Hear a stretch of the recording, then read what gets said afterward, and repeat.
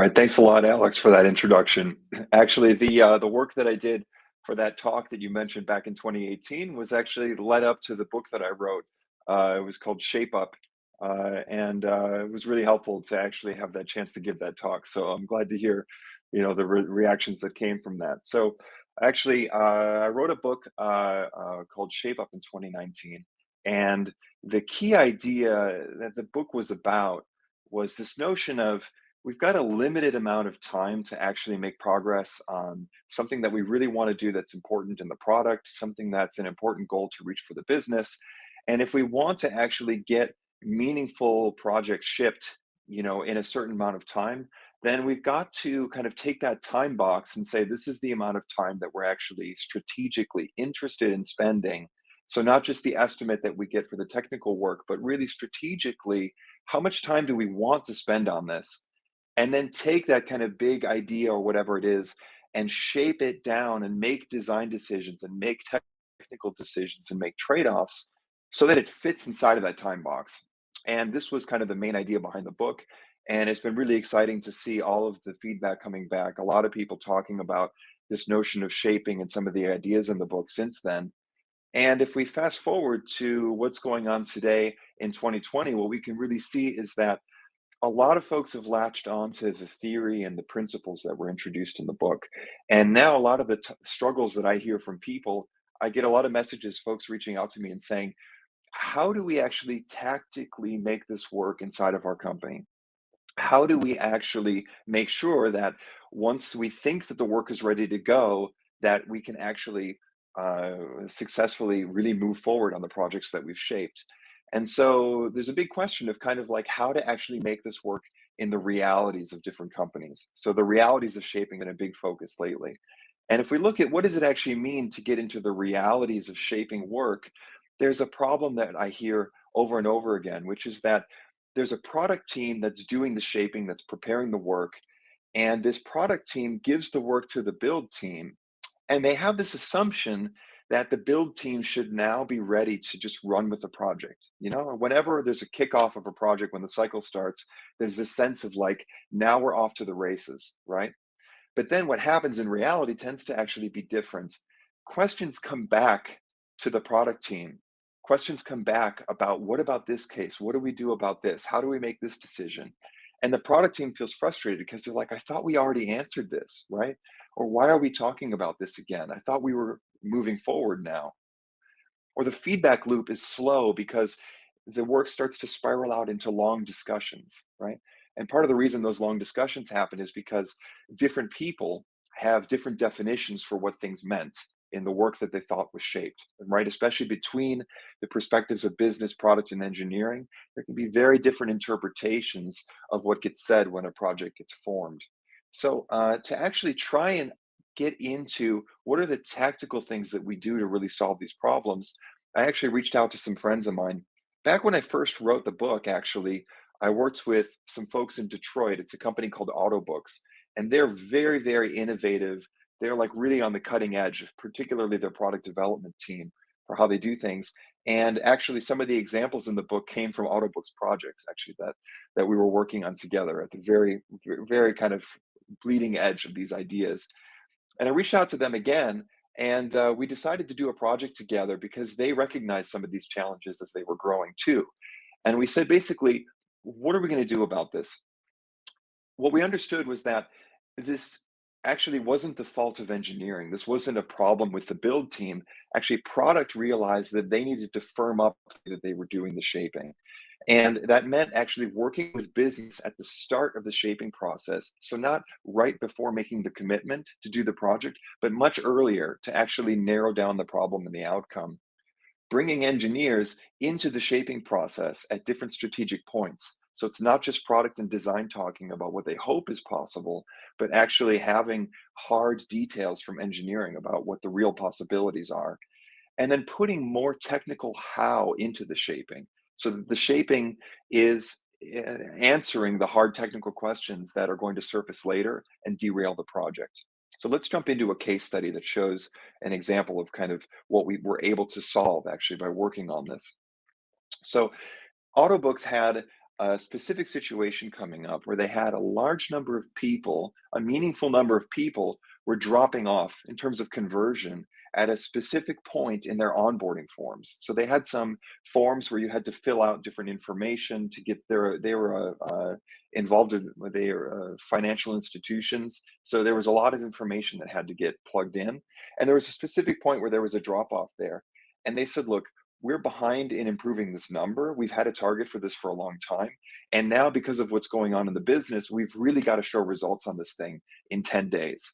So there was some pressure there to actually really solve this now. And they had done some work and they actually understood we have the data that we're already asking some people for in this onboarding process. And if we could fetch it somehow automatically from the back end, instead of asking people to complete this long form at this step, we're very confident. They thought they were very confident they would be able to significantly improve this conversion number, right? So that's kind of the backstory. And normally, this would kind of already feel like it's ready to go. Yeah, we know that we can get the data. All we're talking about is skipping an onboarding step. We know the reason we're doing it. How hard can it be? Let's just kind of get in there and kick off the project. But if they had done that, a lot of unexpected little technical complications would have come up and derailed the project. For example, it turns out that this onboarding step interacts with the terms of service acceptance step. The way that the design works, it would have been really clunky after TOS acceptance if we had skipped that step. The engineers had already documented a whole bunch of technical issues that could be improved around onboarding. Maybe this is the time to actually re-architect those things, right? What about the other customer segments that we have? Can we do this for everybody? How do we determine which conditions we have to put in place for when we can actually skip this onboarding step? And where's the data validation happening, right? If we fetch the data instead of asking for it, how are we going to be sure that the data is in the right format? These kinds of things. And these types of things, if these things don't get addressed at the right time, this is how, the quick 1 week project, it turns into weeks and weeks of back and forth because these things come up unexpectedly when they shouldn't have, right? So this is kind of the typical example of what sounds like a small project can easily sort of spiral out, right?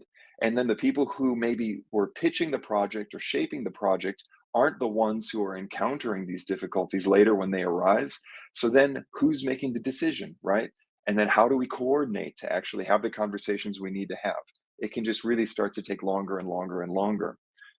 So what we came up with was this notion of different work that happens in different rooms before the project is ready to kick off.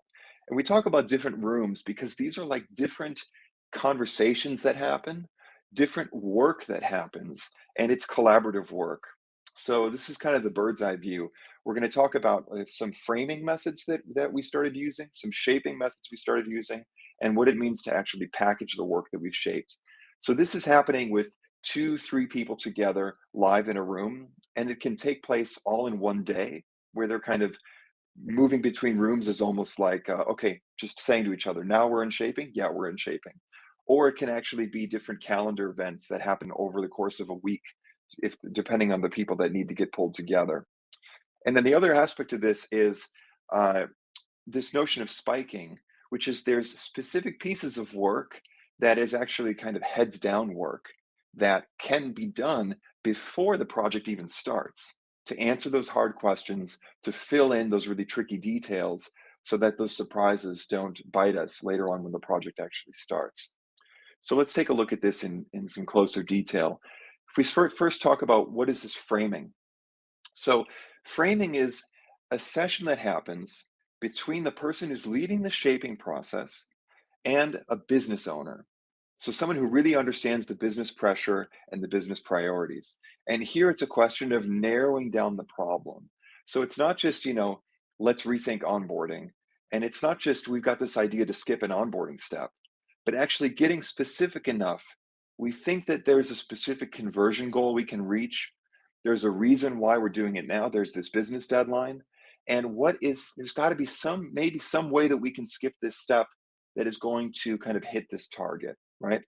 And if we do have this conversation with the business person, actually at the start of the process and not at the end of the process, it means that we actually have kind of the blessing, the resource commitment to spend that time on the shaping and the spiking, whatever we're going to have to do to get the project ready. So it's really good to actually have that business conversation much earlier. Then we go into shaping. And shaping is a really understanding, it's about what are the technical and design options that we have. So it's not just kind of what do we hope will happen when we give this to the build team, but really what are the ways that we can do it? What are our options? What are our possibilities?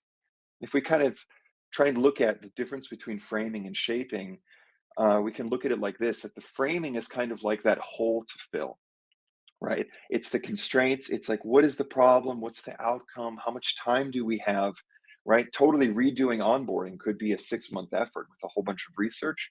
But in this case, there's kind of a 10-day limit of where there's a specific number that we're trying to get closer to, right, in this short amount of time.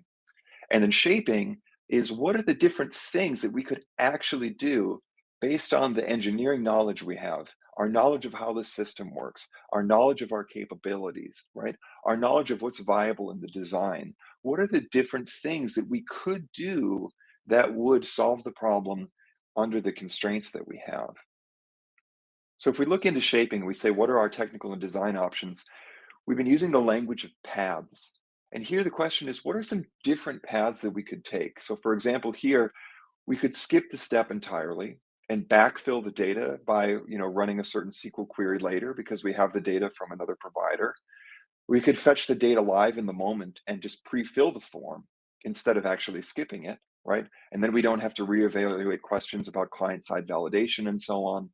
Or maybe we could even modify the later step so that it doesn't even require this information. So we don't even have to ask for this information because the downstream step doesn't need it anymore, right?